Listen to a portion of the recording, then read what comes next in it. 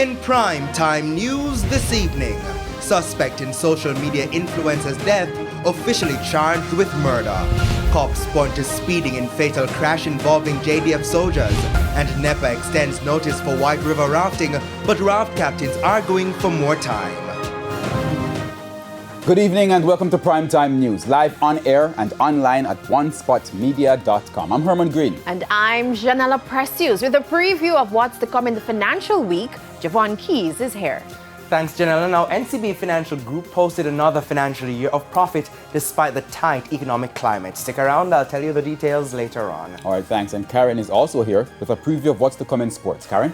Well, Herman, the Reggae Girls are back on local soil for the first time since they historically qualified for back-to-back FIFA World Cup tournaments and immediately made their presence felt to the delight of fans in Western Jamaica. We share the details in Primetime Sports later. There's also sports commentary, E-Prime, and weather in this newscast. But before the break, the feedback question. This evening we are asking, do you think traffic police are doing enough to improve the behavior of motorists in Jamaica? Give reasons for your answer. You can share comments online, facebook.com/television Jamaica, and tweet us at televisionjam1.